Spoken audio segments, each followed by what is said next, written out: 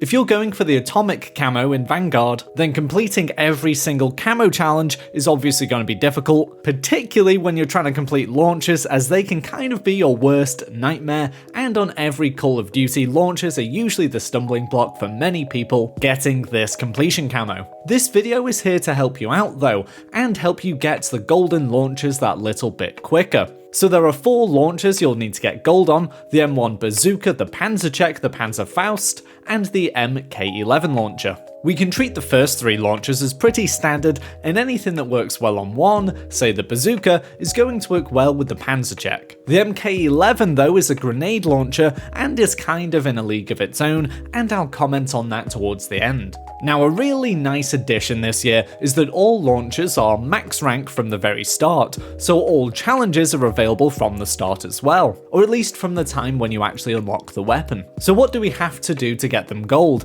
and ultimately get us towards that atomic camo? We have 5 challenge categories: Eliminations, destroy enemy killstreaks, equipment and field upgrades, destroy enemy ground killstreaks and field upgrades, destroy aerial killstreaks, and finally destroy 3 enemy killstreaks in one game. I'm going to break down each category and give you tips for each one. Before you even head into a game though, be sure that you're using Engineer as your perk too. This highlights killstreaks on the map for you and makes the whole process easier, and this is the case for aerial killstreaks and ground killstreaks.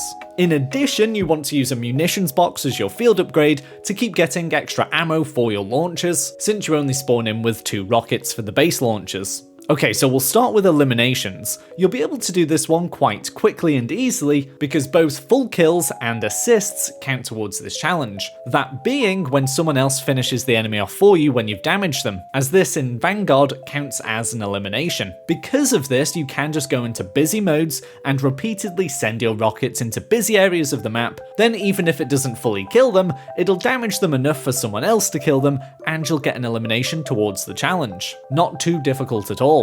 For the destroy enemy killstreaks, equipment and field upgrade challenge, you're going to gradually get these complete passively when attempting to complete the final 3 categories, so you don't have to worry about this one too much, it should take care of itself. For the 3rd set of challenges, the destroying of ground killstreaks or field upgrades, there are a few things to be aware of. The first is that there aren't loads of ground killstreaks, but when someone calls dogs in, each one actually counts towards the kill for this challenge. Which will feel sad, you know, blowing dogs to pieces, but it will help you nicely with your challenge. Be aware, each of these dogs does actually take 2 hits with rockets to die. In terms of ground field upgrades, there are plenty that you'll see around, particularly munitions boxes and jammers. But again, beware, jammers do take 2 hits with rocket launchers to destroy. The engineer perk really comes in clutch here and makes the whole process much easier. Now let's talk aerial killstreaks. These are usually the most annoying of all the challenges for launchers, and it's kinda the same deal on Vanguard. Thankfully, in the blitz pacing of modes, there's always a UAV up in the air, so there's always a target to aim at. The difficulty is largely due to the manual nature of the World War II rocket launchers. There's no auto heat-seeking missiles or anything.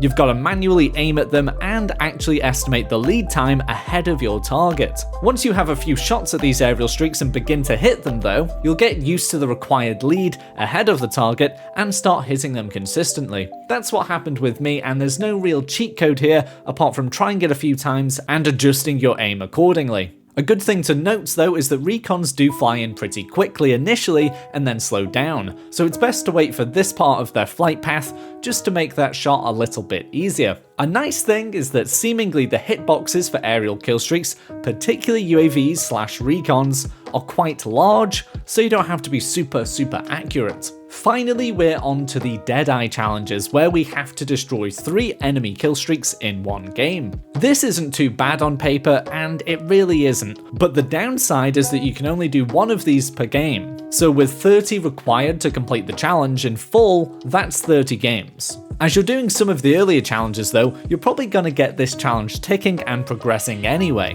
But I will say, if you're only concerned with camo challenges at the moment, what you can do is actually back out of the game once you've done your challenge for that game, and then just go into another to speed the whole process up, and this will count. It can kinda shaft your team a little bit, but in blitz mode with loads of players and you just firing rockets, how much help were you anyway, right? If you don't want to back out, you could always just change to another launcher in-game and just start doing challenges for that one as well, so it's not all bad. Now, just before I go, I need to mention the Mk11 challenges, particularly the long shot and triple kill requirements. These will be a pain, especially as these are full kills, not eliminations, so you can't even just damage someone and hope they get finished off. However, the range of the Mk11 isn't super far, so your long shots will count at fairly okay distances. For example, when playing Das Haus, you'll have plenty of opportunity for both long shot kills and triple kills because it is so hectic, but you do have those medium range lines of sight, which will count as long range for the Mk11. On other maps, you'll need to make sure you're playing objective based modes such as hardpoint, domination and patrol,